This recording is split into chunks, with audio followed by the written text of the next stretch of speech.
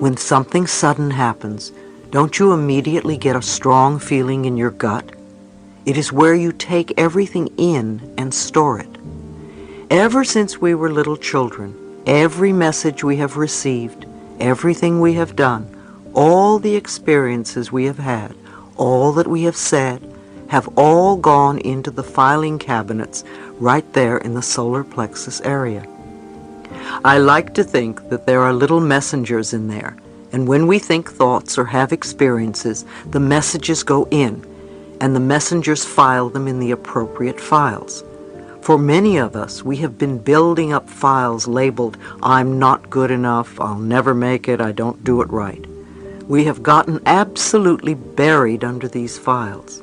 Suddenly, we do a few affirmations such as, "I'm wonderful and I love myself." And the messengers pick them up and say, "What's this?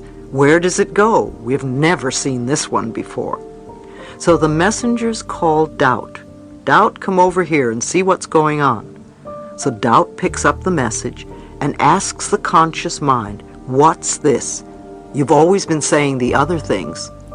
And on a conscious level, we can react in two ways. We can say, "Oh, you're right, I'm terrible, I'm no good, I'm sorry, that's not the right message," and go back to our old ways.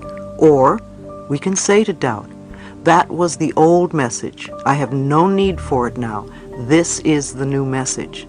Tell doubt to start a new file, because there will be lots of these loving messages coming through from now on. Learn to treat doubt as a friend, not the enemy, and thank it for questioning you. Use it to strengthen your new beliefs. It doesn't matter what work you do in this world. Doesn't matter if you are a bank president or a dishwasher, a housewife, or a sailor. You have wisdom inside of you that is connected to universal truth. When you are willing to look within and ask a simple question such as, "What is this experience trying to teach me?" And if you are willing to listen, then you will have the answer. Most of us are so busy running around creating the soap opera and drama we call our lives that we don't hear anything. Don't give your power over to other people's pictures of right and wrong. They only have power over us when we give our power to them. Groups of people give their power over to others. It happens in a lot of cultures. Women in our culture often give their power to men. They say things like, "My husband won't allow me to." Well, that's certainly giving your power away. If you believe it, you box yourself into a place where you can't do anything unless you are given permission by another person. Who do you give your power to? The more open-minded you are, the more you learn, and the more you can grow and change. A woman once shared with me that when she got married, she was very unassertive because that was the way she was brought up. It took years for her to realize that her conditioning kept her locked in a corner. She blamed everyone, her husband and her in-laws, for her problems. Eventually, she divorced her husband. However, she still blamed him for so many things that were not right in her life. It took her 10 years to relearn her patterns and to take her power back.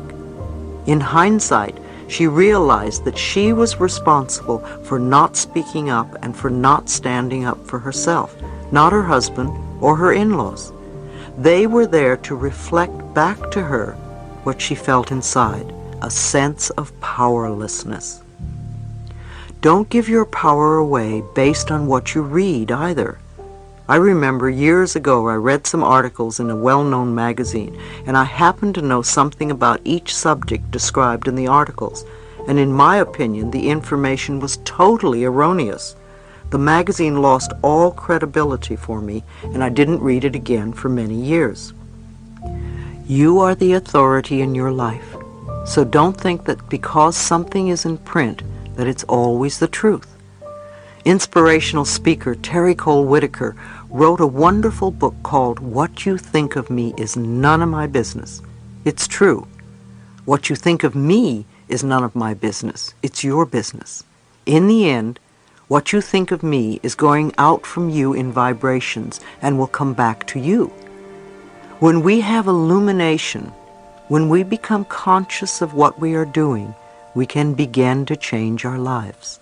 Life is really here for you. You need only ask. Tell life what you want, and then allow the good to happen.